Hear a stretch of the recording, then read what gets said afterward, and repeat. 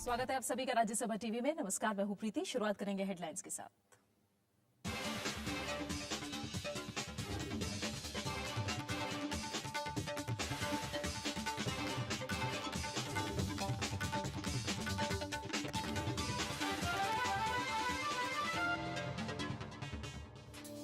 कांग्रेस के चिंतन शिविर में आर्थिक, सामाजिक और राजनीति समेत कई मुद्दों पर हुई चर्चा। नीतियों में बदलाव पर भी बात। चिंतन शिविर के दौरान उठी राहुल गांधी को पार्टी में बड़ी भूमिका देने की मांग। कई दिग्गज नेताओं ने की वकालत। सामरिक क्षेत्रों समेत इंजीनियरिंग में शोधकर्ताओं की कमी पर राष्ट्रपति ने जताई चिंता। कहा, लोगों को मिले तकनीकी विकास का फायदा। उत्तर भारत के पहाड़ी राज्यों में हुई बर्फबारी। बारामूला, राजौरी से लेकर शिमला, मसूरी तक बिछी सफेद चादर। और रांची वनडे मुकाबले में भारत की शानदार जीत। इंग्लैंड को 7 विकेट से दी मात। सीरीज में 2-1 से आगे।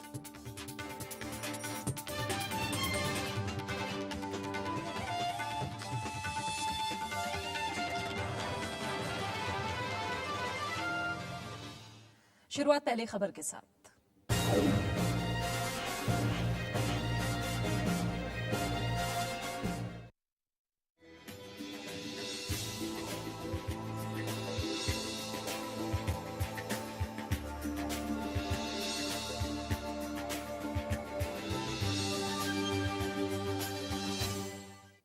कांग्रेस के चिंतन शिविर के दूसरे दिन आर्थिक, सामाजिक, राजनीतिक समेत कई अहम मुद्दों पर विस्तार से चर्चा हुई।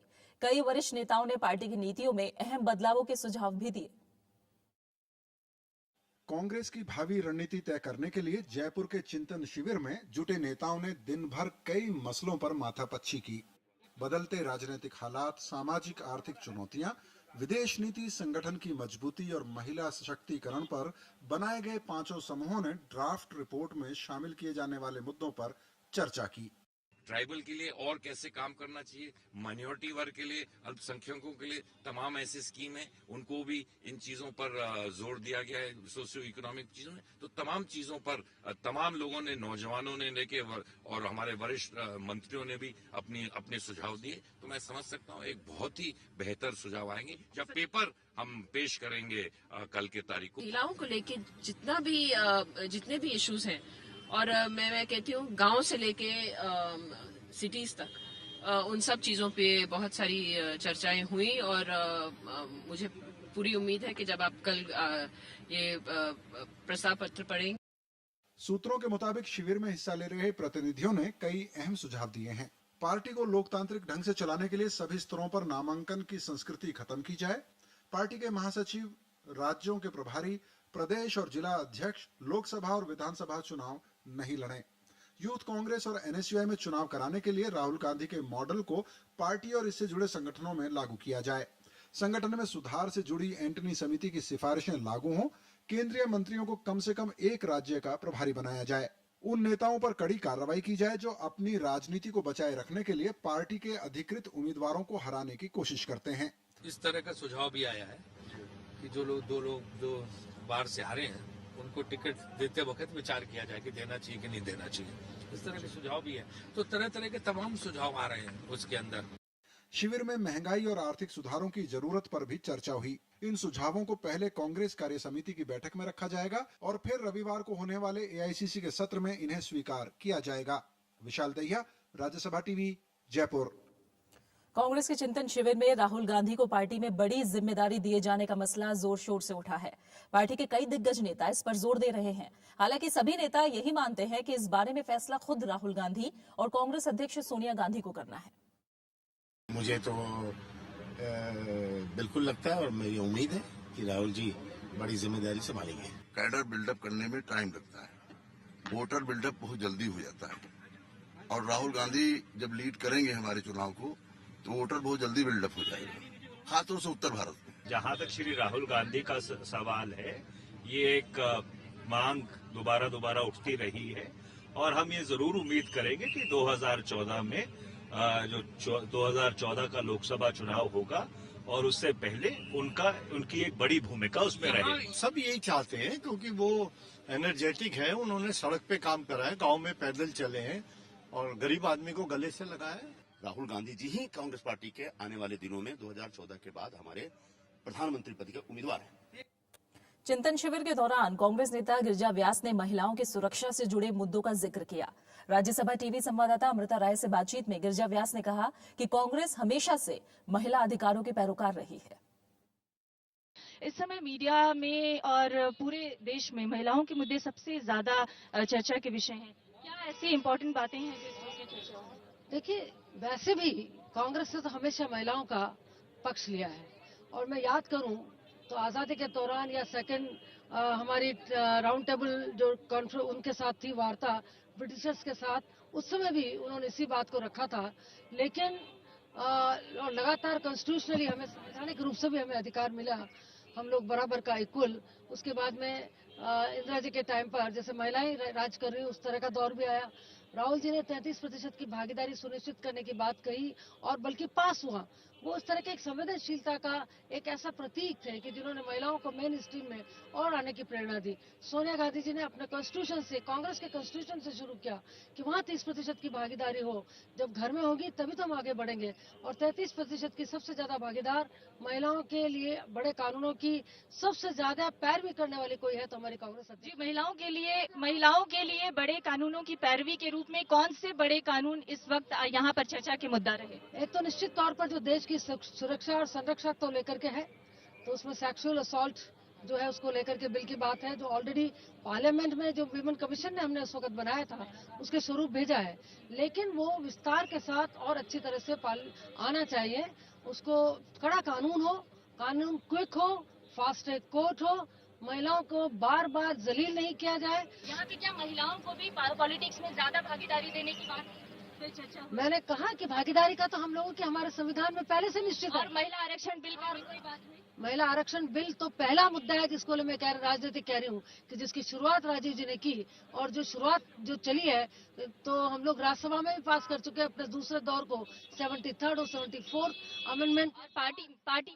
पार्टी में ऑलरेडी हमारे कॉन्स्टिट्यूशन में है, लेकिन उसकी अनुपालना नहीं होनी तो होनी ही चाहिए। और सबसे बड़ी बात है कि अब जो लोकसभा में है वो पास होकर क्या है। बहुत बहुत धन्यवाद हमसे बातचीत करने के लिए गिरिजा व्यास जी, जो कि इस कांग्रेस के अधिवेशन में महिलाओं के लिए बने ग्रुप की अध्यक्षता कर रही हैं। उनका ये मानना है कि महिलाओं को ज्यादा से ज्यादा राजनीति में भागीदारी मिलनी चाहिए, और उससे भी ज्यादा उन्होंने ये कहा कि हाल के दिनों में महिलाओं की सुरक्षा को लेकर जो बड़े सवाल देश के सामने आए हैं उस पर गंभीरता से आज इस अधिवेशन में चर्चा हुई, इस चिंतन शिविर में चर्चा हुई। अमृता राय, राजस्थान से, राज्यसभा टीवी के लिए। राज्यसभा टीवी के साथ खास बातचीत में कांग्रेस नेता और संसदीय कार्य राज्य मंत्री राजीव शुक्ला ने चिंतन शिविर को 2014 आम चुनाव की तैयारी बताया। हमारे संवाददाता विशाल दहिया से बातचीत में उन्होंने महिलाओं से जुड़े मुद्दों पर जोर दिया। जयपुर में कांग्रेस का चिंतन शिविर जारी है और इस वक्त हमारे साथ हैं कांग्रेस के नेता और केंद्र सरकार में मंत्री श्री राजीव शुक्ला जी। सर, सबसे पहला सवाल ये कि जो एक फोकस दिखाई देता है इस चिंतन शिविर में, वो लग रहा है कि यूथ पर, पार्टी में यूथ को ज्यादा भागीदारी देने पर फोकस ज्यादा नहीं, वो भी है और ये भी नहीं कि सिर्फ यूथ को भागीदारी है, सबका ध्यान रखा जा रहा है। बेसिकली इसमें नीतिगत निर्णय लिए जा रहे हैं कि संगठन को आगे कैसे चलाना, कैसे लोगों तक वो बात पहुंचाए, कैसे जो है हम आम जनता से जुड़े, कैसे मास कांटेक्ट हो, कैसे कौन लोगों को संगठन में जिम्मेदारी जाए और कौन जो है चुनावी राजनीति में भाग ले। ये सारे नीतिगत निर्णय इसमें होने वाले हैं जो सबसे महत्वपूर्ण है। सर, इसके अलावा कुछ कमेटियां बनाई गई हैं, 5 सब ग्रुप बनाए गए हैं जिसमें इकोनॉमिक इश्यूज के ऊपर, सोशल इकोनॉमिक चैलेंजेस पे, पॉलिटिकल चैलेंजेस पे, विमेन रिप्रेजेंटेशन पे क्या थर्स्ट है? ये जो 5 ग्रुप जो काम कर रहे हैं इनमें क्या मेजर थर्स्ट है? ये मेजर थर्स्ट इनमें यही है कि तो वुमेन को अपने साथ जोड़ना और उनके लिए लड़ाई लड़ना। दूसरे है कि समाज के सभी वर्गों के साथ लेना, सोशियो इकोनॉमिक ग्रुप का। जैसे पॉलिटिकल चैलेंजेस देश के सामने बहुत हैं और कांग्रेस ऐसी पार्टी है जो हमेशा देश के सामने जो चुनौतियां उनको मुकाबला करने के लिए खड़ी रहती है। तो इसलिए ये बहुत जरूरी था ये चिंतन कि किस तरह से इन पे एक स्पष्ट नीति आवे, तो वो जो है नीति बनाने का काम किया गया। सीधे सीधे 2014 के चुनाव की तैयारी है। बिल्कुल 2014 के चुनाव की तैयारियां हैं और 2014 से पहले भी चुनाव नहीं होगा। जी धन्यवाद। तो ये थे राजीव शुक्ला, जिन्होंने कहा कि सीधे तौर पर कांग्रेस पार्टी की 2014 के चुनाव की तैयारियां यहां जयपुर में जारी हैं। कैमरा पर्सन गजेंद्र के साथ विशाल दहिया, राज्यसभा टीवी, जयपुर। और जयपुर में हमारे संवाददाता विशाल दहिया मौजूद है, उन्हीं का हम सीधे रुख करेंगे। विशाल, आज जो हमने मोटे तौर पर देखा दूसरे दिन, वो महिलाओं से जुड़े मुद्दे, चुनाव में किस तरह के कैंडिडेट उतारे जाएं, और इसके अलावा आर्थिक मोर्चे पर कई अहम सुझाव सामने आए हैं। यानी इस चिंतन शिविर में अब कहा जा सकता है कि औपचारिक मुहर के बाद कई बड़े फैसले सामने आएंगे। जी बिल्कुल, और केवल यही मुद्दे नहीं, महिलाओं के मुद्दे या युवाओं की भागीदारी या जो सोशल सेक्टर की बात है, उसके अलावा जो बहुत ही महत्वपूर्ण मुद्दे जो उभर कर सामने आए, वो एक सब ग्रुप जो बनाया गया है, जो ऑर्गेनाइजेशनल स्ट्रक्चर के ऊपर जो सब ग्रुप बनाया गया है, और जो पॉलिटिकल चैलेंजेस के ऊपर जो सब ग्रुप बनाया गया, उसमें भी काफी महत्वपूर्ण सुझाव उभर के सामने आए, जिसमें नेताओं ने खुलकर अपने विचार रखे। जो कांग्रेस पार्टी के नेता वहां मौजूद थे, उन्होंने साफ तौर पर उन दो ग्रुप्स में अपने विचार रखकर कहा कि जो कुछ नीतिगत बदलाव जो पार्टी की पॉलिसी है उसमें चेंज करने की आवश्यकता है। सबसे पहली बात यह कि जो एंटनी कमेटी की जो रिपोर्ट थी ऑर्गेनाइजेशनल रिफॉर्म्स पे, यानी कि संगठनात्मक का जो सुधार की जो जरूरत है, उस पे जो एंटनी कमेटी की रिपोर्ट काफी पहले सबमिट की जा चुकी है, जिसको सीडब्ल्यूसी ने एक्सेप्ट भी कर लिया है, उसको इंप्लीमेंट किया जाए। उस इंप्लीमेंटेशन के मुताबिक एक जो बहुत ही सबसे महत्वपूर्ण चीज होनी है वो ये कि जो कांग्रेस पार्टी के उम्मीदवारों की सूची है चुनाव लड़ने के लिए, चाहे वो लोकसभा के चुनाव हो या फिर विधानसभा के चुनाव हो, वो 6 महीने से 1 साल पहले ही, चुनाव से लगभग 6 महीने या 1 साल पहले उन नामों की घोषणा कर दी जानी चाहिए। इसके अलावा कुछ इनोवेटिव आइडियाज भी वहां पर देखने को मिले। कुछ जो डेलीगेट्स थे, कुछ नेता थे, उन्होंने 2 चीजें और कही। वो पहली ये कि जो सेंट्रल मिनिस्टर्स हैं, जो केंद्रीय मंत्री हैं, उनको अलग अलग स्टेट्स की भागीदारी दी जाए, अलग अलग राज्य हैं उनकी जिम्मेदारी दी जाए, ताकि जो सरकार और पार्टी के बीच का जो कोऑर्डिनेशन है वो और बेहतर हो सके। इसके अलावा जो पीसीसी प्रेसिडेंट्स हैं या फिर जो डीसीसी प्रेसिडेंट्स हैं, वो लोग जिनको संगठन में बहुत अहम और महत्वपूर्ण भूमिका दी गई है, उनको चुनाव न लड़ने दिया जाए, उनको सिर्फ संगठन की भूमिका दी जाए और उसके बाद उन्हें कोई और जिम्मेदारी दी जाए, ताकि संगठन की जो कमजोरी देखने को मिलती है कांग्रेस पार्टी की, पिछले कई चुनाव में देखने को मिला कि संगठनात्मक कमजोरी की वजह से, और ये बात पार्टी के आला नेताओं ने भी मानी रहकर पिछले कुछ महीनों में, कि संगठनात्मक कमजोरी की वजह से ये लोग कई जगह पर चुनाव हारे। उस संगठनात्मक कमजोरी को सुधारने के लिए, पार्टी के संगठन को मजबूत करने के लिए कुछ चीजें और कुछ सुझाव जो उभर कर सामने आए हैं, वो खासतौर पर वो जो रिपोर्ट है 5 सब ग्रुप्स की, वो सीडब्ल्यूसी को सबमिट कर दी गई है। और इस वक्त एक्सटेंडेड सीडब्ल्यूसी जो है उसकी बैठक अंदर ठीक मेरे पीछे बिरला ऑडिटोरियम में चल रही है। लगभग आधे घंटे से ज्यादा का समय हो चुका है। लगभग जो हमारी उम्मीद है 40 से 45 मिनट और बैठक चलेगी, और देखना यह है कि इस बैठक में जितने भी सुझाव हैं, जो सुझाव दिए गए हैं इन सब ग्रुप्स की तरफ से, उन सभी सुझावों को माना जाता है या नहीं माना जाता। और सबसे महत्वपूर्ण सवाल जो इस वक्त सबकी जुबान पर है वो ये कि क्या राहुल गांधी को एक औपचारिक भूमिका और एक औपचारिक तौर पर एक बड़ा रोल पार्टी में दिया जाएगा, या फिर वो जनरल सेक्रेटरी विशाल, के यानी तौर पर थोड़ी ही देर में सीडब्ल्यूसी की बैठक जब खत्म होगी उसके बाद पता लगेगा कि किन अहम सुझावों को माना गया है, और जैसा आपने बताया राहुल गांधी की भूमिका के बारे में क्या फैसला होता है, ये भी जल्दी सबके सामने आ जाएगा। बहुत बहुत शुक्रिया आपका विशाल, हमारे साथ जुड़ने के लिए। आगे बढ़ते हैं। प्रधानमंत्री मनमोहन सिंह और कांग्रेस अध्यक्ष सोनिया गांधी ने आज जयपुर में घाट की गुड़ी सुरंग का लोकार्पण किया। इस मौके पर राजस्थान के मुख्यमंत्री अशोक गहलोत और नगर विकास मंत्री शांति धारीवाल भी मौजूद थे। करीब 150 करोड़ की लागत से बनी इस सुरंग से गाड़ियां आसानी से शहर से निकलकर जयपुर आगरा रोड यानी नेशनल हाईवे 11 पर पहुंच सकेंगे। बीओटी आधार पर संचालित सुरंग से गुजरने वाली कार, जीप, टैक्सी और ऑटो से कोई टोल नहीं वसूला जाएगा, जबकि दूसरे बड़े वाहनों से टोल टैक्स लिया जाएगा। वहीं कांग्रेस के चिंतन शिविर पर बीजेपी ने तीखी प्रतिक्रिया जताई है। बीजेपी का कहना है कि युवाओं और मध्यम वर्ग को लेकर कांग्रेस की चिंता सिर्फ वोट बैंक की राजनीति है। पार्टी ने यूपीए सरकार के 9 साल के शासन पर सवाल भी उठाए। जवाब में कांग्रेस ने भी कहा कि बीजेपी के पास चिंतन शिविर करने की क्षमता नहीं है। चिंतन शिविर में कांग्रेस अध्यक्ष सोनिया गांधी के भाषण पर बीजेपी ने सवाल उठाए हैं। बीजेपी का कहना है कि नौजवानों और मध्यम वर्ग की चिंता महज सियासी बयान है। कल की कार्रवाई से स्पष्ट हो गया है कि जयपुर में कांग्रेस का चिंतन शिविर कम, चिंता अधिक हो रही है। बीजेपी ने यूपीए सरकार पर महंगाई और देश में आर्थिक निराशा का माहौल बनाने का भी आरोप लगाया। पार्टी के मुताबिक चुनाव के मद्देनजर कांग्रेस अपने वोट बैंक को वापस पाने के लिए ऐसे मुद्दे उठा रही है। बीजेपी ने यूपीए के 9 साल के शासनकाल पर भी सवाल उठाए। देश की 51% आबादी 25 साल से नीचे है और 65% आबादी 35 साल से नीचे है। तो इतने बड़े युवा भारत की चिंता सोनिया जी ने पहली बार पूरे 9 साल के बाद जताई है। उधर जेडीयू का कहना है कि कांग्रेस के चिंतन शिविर से सकारात्मक नतीजा निकलना चाहिए। चिंतन शिविर का एक सकारात्मक उसका नतीजा निकलना चाहिए। चिंतन का मतलब ये है कि हमारी जो पुरानी गलतियां हैं उनसे हम सबक लें, अपने गलतियों को खोजें हम। एनडीए के इन आरोपों पर कांग्रेस ने भी बाकायदा जवाब दे डाला। कांग्रेस का कहना है कि बीजेपी के पास ऐसा चिंतन शिविर करने की क्षमता ही नहीं है। हमारी चिंतन शिविर है यहाँ, बीजेपी तो शिविर ऐसा चिंतन शिविर चला ही नहीं सकती है क्योंकि वो आरएसएस के कठपुतलियां हैं। क्या सोचेंगे वो, क्या चिंतन। विपक्ष को भले ही कांग्रेस की मंशा में खोट लगे, लेकिन कांग्रेस चिंतन शिविर में जिन मुद्दों को उठा रही है उन पर अंतिम फैसला जनता को ही करना है। Bureau report, Rajya Sabha TV. Delhi में आज बीजेपी की केंद्रीय चुनाव समिति की बैठक हुई। बैठक में पार्टी के वरिष्ठ नेता लालकृष्ण आडवाणी, लोकसभा में विपक्ष की नेता सुषमा स्वराज और पार्टी अध्यक्ष नितिन गडकरी भी मौजूद थे। इस दौरान फरवरी में होने वाले त्रिपुरा, मेघालय और नागालैंड के विधानसभा चुनाव की रणनीति पर चर्चा हुई। नागालैंड में party democratic alliance of Nagaland के तहत चुनाव लड़ेगी। इस अलायंस में बीजेपी, एनडीएफ और जेडीयू शामिल हैं। वहीं मेघालय में बीजेपी और पीए संगमा की पार्टी एनपीपी के बीच चुनावी गठबंधन पर बातचीत चल रही है। पार्टी ने मेघालय के लिए 7 उम्मीदवार तय भी कर लिए हैं। त्रिपुरा में बीजेपी ने 60 में से 41 उम्मीदवारों की सूची जारी कर दी है। त्रिपुरा विधानसभा के लिए 14 फरवरी को, जबकि मेघालय और नागालैंड विधानसभा के लिए 23 फरवरी को चुनाव होना है।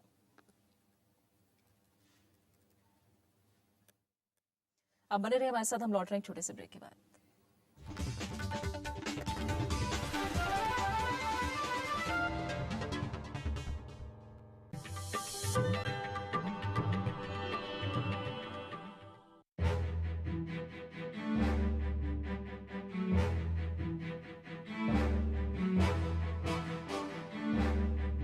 Nehru cup boat race Kerala के अलापुया में हर साल आयोजित होती है ये नौका दौड़,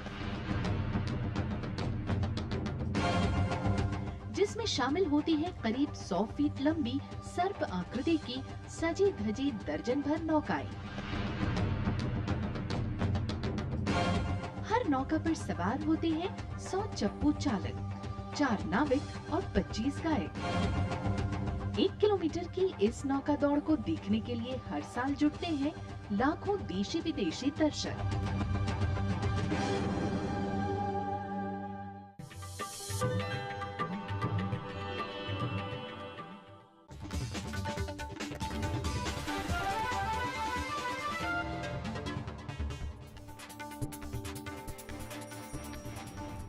राष्ट्रपति प्रणब मुखर्जी ने कहा है कि जनहित के नजरिए से तकनीक का विकास होना चाहिए। उन्होंने कहा कि अंतरिक्ष, परमाणु ऊर्जा, रक्षा जैसे अहम सामरिक क्षेत्रों समेत चिकित्सा और इंजीनियरिंग में कुशल शोधकर्ताओं की भारी कमी है, जिस पर खास ध्यान देने की जरूरत है। राष्ट्रपति ने ये बातें शिवपुर में बंगाल इंजीनियरिंग और साइंस यूनिवर्सिटी यानी बेसू के वार्षिक दीक्षांत समारोह में कही। उन्होंने वैज्ञानिकों और शोधकर्ताओं को उद्योगों के साथ तालमेल बनाने की सलाह दी। राष्ट्रपति ने कहा कि सरकार ने बंगाल इंजीनियरिंग और साइंस यूनिवर्सिटी यानी बेसू को Indian institute of engineering science और टेक्नोलॉजी यानी IIEST में बदलने का फैसला किया है। साथ ही इंस्टीट्यूट के योगदान के लिए इसे राष्ट्रीय महत्व के संस्थान के रूप में मान्यता भी देने का फैसला किया गया है।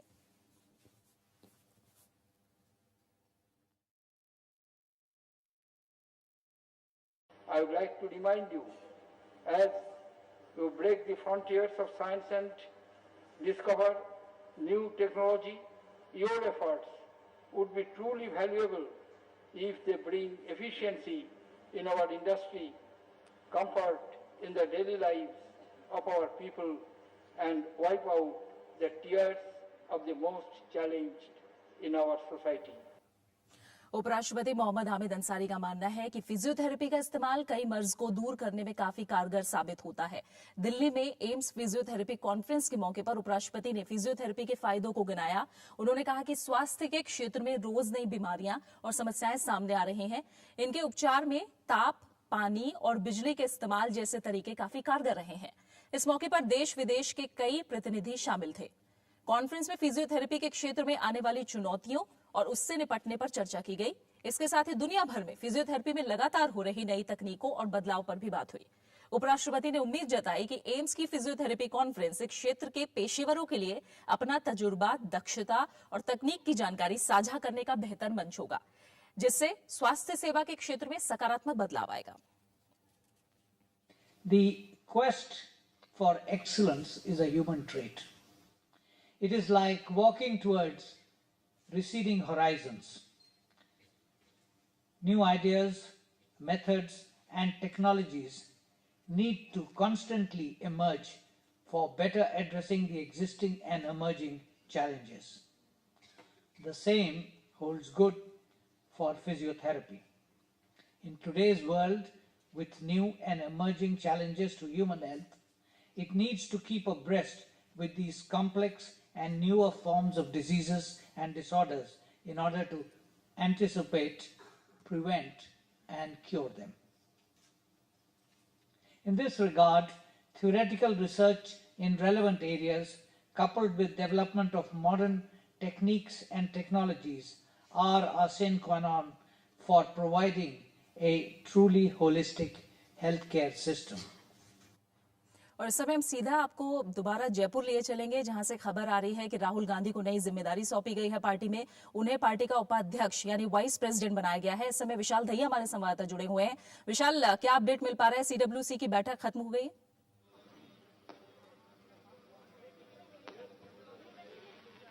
विशाल, आवाज आ रही है आपके पास? विशाल, राहुल गांधी के कंधों पर नई जिम्मेदारी, जैसा आज पूरे दिन चर्चा चल रही थी, उन्हें वाइस प्रेसिडेंट बनाया गया है पार्टी का। क्या अपडेट है आपके पास? फिलहाल आवाज हमारे संवाददाता विशाल दहिया तक नहीं पहुंच पा रही है। आपको बता दें, सीडब्ल्यूसी की बैठक चल रही थी। कांग्रेस के चिंतन शिविर का आज दूसरा दिन था। आज पूरे दिन अटकलें लगाई जा रही थी, चर्चाएं हो रही थी और कहीं ना कहीं ये बात कांग्रेस के नेताओं ने भी कही थी कि राहुल गांधी को आज नई जिम्मेदारी सौंपी जा सकती है और उन्हें पार्टी का वाइस प्रेसिडेंट बनाया गया है। हमारे संवाददाता विशाल दहिया जयपुर में मौजूद है। विशाल, तय हो चुकी है राहुल गांधी की नई जिम्मेदारी?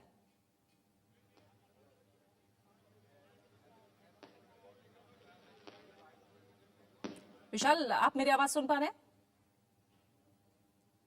जी, कुछ तकनीकी खामियां हैं, आवाज विशाल दहिया तक नहीं पहुंच पा रही है। सीडब्ल्यूसी की बैठक चल रही थी, जैसा हमने आपको बताया। आज तमाम अहम मसलों पर चर्चा हो रही थी, लेकिन इस वक्त की बड़ी खबर यही है, अहम फैसला यही है कि राहुल गांधी को नई जिम्मेदारी सौंपी गई है और उन्हें पार्टी का वाइस प्रेसिडेंट बनाया गया है। यही कहा जा रहा था कि पार्टी में अब सीधे तौर पर, साफ तौर पर नंबर 2 की हैसियत राहुल गांधी को सौंपी जाएगी और वही फैसला हुआ है। राहुल गांधी को पार्टी का उपाध्यक्ष बनाया गया है। आज राहुल गांधी ने अपनी तरफ से भी तमाम अहम प्रस्ताव रखे थे, जिन पर अब मुहर लगनी है और कहीं ना कहीं यही माना जा रहा है कि ये पूरा चिंतन शिविर 2014 की तैयारी है, आम चुनाव की तैयारी है। इसी के मद्देनजर अब नई जिम्मेदारी राहुल गांधी को भी सौंप दी गई है। विशाल, आप तक मेरी आवाज आ रही है?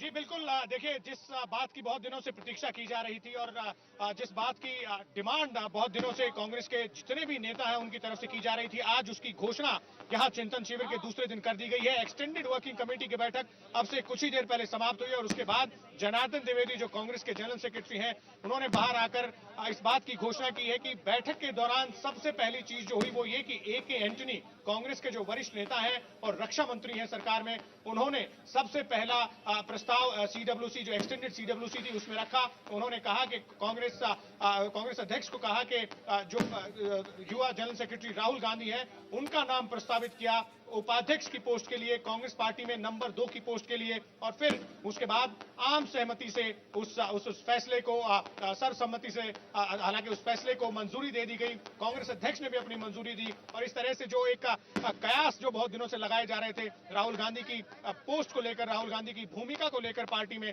बहुत दिनों से, और आज पिछले 2 दिन से जयपुर में भी इस बात को लेकर कांग्रेस के सभी नेता, चाहे वो युवा नेता हो या फिर जो वरिष्ठ नेता हैं कांग्रेस पार्टी के और सरकार में मंत्री हो या ऑर्गेनाइजेशन में किसी पोस्ट पर हो, सभी लोगों की ये डिमांड 2 दिन से थी कि कांग्रेस पार्टी में राहुल गांधी को एक बड़ी अहम भूमिका दी जानी चाहिए आधिकारिक तौर पर। जी विशाल, आप बने रहे हमारे साथ। हम फिलहाल सुनते हैं कि इसी मसले पर जनार्दन द्विवेदी क्या कह रहे हैं। With his appointment as Vice President of the Indian National Congress today, Shri Rahul Gandhi has been elevated to the number 2 position in the Congress party. This decision will greatly strengthen the party and the hands of the Congress President. The Congress is only pan-Indian party. It is the only unified force that represents all sections of our society and offers a unique blend of youth and experience. The party has reposed its confidence in its most effective and accepted young leader, reflecting the strong feelings of the millions of Congress workers. Any election or campaign-related decision will be taken at a later stage. इस sentence का ये मतलब है कि जो बातें सामने आती हैं, चुनाव अभियान का नेतृत्व करेंगे या अगले चुनाव में उनकी क्या भूमिका होगी, ये पार्टी बाद में तय करेगी।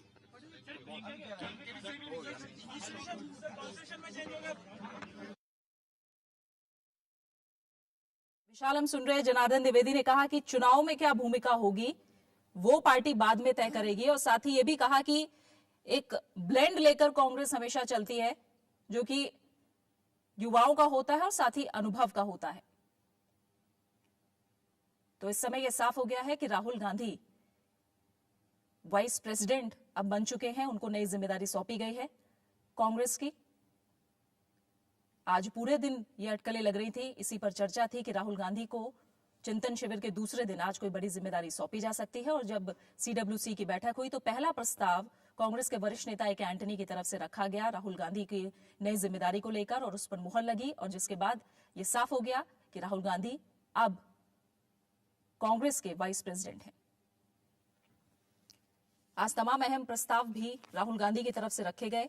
उन्होंने कहा कि 2 बार चुनाव हारने वाले उम्मीदवारों को पार्टी टिकट ना दे। कहीं ना कहीं 2014 को लेकर क्या रणनीति रहने वाली है पार्टी की, इसको लेकर राहुल गांधी की तरफ से तमाम अहम सुझाव भी दिए गए। और ये भी अब साफ है क्योंकि उन्हें हाल ही में 2014 के आम चुनाव की समन्वय समिति जो बनाई गई है उसका भी अध्यक्ष बनाया गया है, और अब वो पार्टी के वाइस प्रेसिडेंट बन चुके हैं। बड़ी जिम्मेदारी राहुल गांधी के कंधे पर है, और कहीं ना कहीं उन्होंने अपना विजन भी इसको लेकर साफ कर दिया। आज चिंतन शिविर में बैठक के दूसरे दिन उन्होंने कहा कि 2 बार का चुनाव हारने वाले उम्मीदवारों को पार्टी टिकट ना दे। संगठन में किस तरह की जिम्मेदारी होगी, आगे किसकी कैसी जवाबदेही होगी, इसको लेकर भी उन्होंने बहुत कुछ कहा। यह फिर से आपको सुनाते हैं कि कांग्रेस नेता जनार्दन द्विवेदी ने आज के बैठक के बाद क्या कहा है। सबसे पहले श्री ए.के. एंटनी ने, तो आइए एक बार फिर से सुनते हैं कि कांग्रेस के वरिष्ठ नेता जनार्दन द्विवेदी ने आज की बैठक के बाद क्या कहा है। कि मैं एक प्रस्ताव रखना चाहता हूं, उसके बाद कार्य समिति की कार्यवाही आरंभ हो। एंटनी श्री जी ने प्रस्ताव रखा कि बहुत समय से कांग्रेस जनों की अपेक्षाएं हैं, मीडिया अनुमान लगा रहा है कि राहुल जी को कोई अलग से जिम्मेदारी मिलनी चाहिए। इसलिए मैं प्रस्ताव करता हूं कि श्री राहुल गांधी को पार्टी का उपाध्यक्ष बना दिया जाए। पूरी कार्य समिति ने मेजे थपथपाकर इसका स्वागत किया, और उनके समर्थन के बाद कांग्रेस अध्यक्ष ने अपनी स्वीकृति दी और श्री राहुल गांधी ने यह पद स्वीकार किया। मैं कुछ शब्द अंग्रेजी में कहना चाहता हूं। With his appointment as Vice President of the Indian National Congress today, Shri Rahul Gandhi has been elevated to the number 2 position in the Congress party. This decision will greatly strengthen the party and the hands of the Congress President. The Congress is only pan-Indian party. It is the only unified force that represents all sections of our society and offers a unique blend of youth and experience. The party has reposed its confidence in its most effective and accepted young leader, reflecting the strong feelings of the millions of Congress workers. हमारे संवाददाता विशाल दहिया जयपुर में मौजूद है। विशाल, number 2 की position इस समय राहुल गांधी को सौंप दी गई है। हर बार कांग्रेस के जो नेता है वो कहीं ना कहीं ये बात कहते रहे हैं कि राहुल गांधी को बड़ी जिम्मेदारी दी जानी चाहिए, और आज ये तय हुआ कि राहुल गांधी ने खुद इसको स्वीकार किया है, यानी वो भी अब इस नई जिम्मेदारी के लिए खुद तैयार है। जी बिल्कुल ठीक कहा आपने।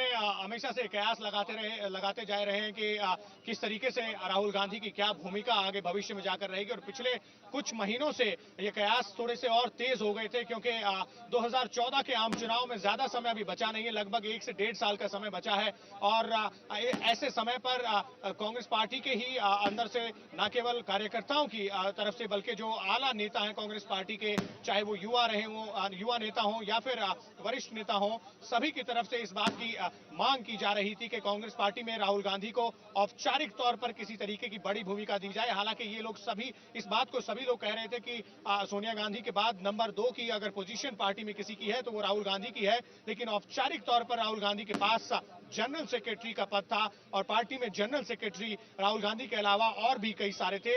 इसलिए इस तरीके की डिमांड पिछले 2 दिन में कल और आज जो जयपुर में चिंतन शिविर पार्टी का शुरू हुआ, उसमें भी पार्टी के नेताओं और जो डेलीगेट्स यहां पर आए हैं चिंतन शिविर में भाग लेने के लिए, उनकी तरफ से लगातार इस तरीके की डिमांड पिछले 2 दिन से बनी रही कि राहुल गांधी को कोई एक बड़ी भूमिका दी जानी चाहिए। और ये इस डिमांड के चलते आज एक जो CWC की जो बैठक थी 2 दिन का चिंतन शिविर के बाद, और कल जो AICC का सेशन उससे ठीक पहले, उस बैठक में जो भी सुझाव आए थे उन सभी सुझावों को CWC की हामी दी जानी थी। उस बैठक में सबसे पहला काम जो किया गया वो जो AK एंटनी के प्रस्ताव के पर, जैसा कि हमने जनार्दन द्विवेदी को सुना, कांग्रेस अध्यक्ष ने अपनी हामी दी और उसके बाद राहुल गांधी को आधिकारिक तौर पर पार्टी का उपाध्यक्ष घोषित कर दिया गया। बहुत बहुत शुक्रिया विशाल आपका हमारे साथ जुड़ने के लिए। तो औपचारिक तौर पर इस बात की घोषणा हो चुकी है कि राहुल गांधी अब पार्टी में नंबर 2 की हैसियत रखेंगे और उन्हें पार्टी का उपाध्यक्ष घोषित कर दिया गया है। फिलहाल एक छोटा सा ब्रेक लेंगे, जल्द वापस लौटेंगे।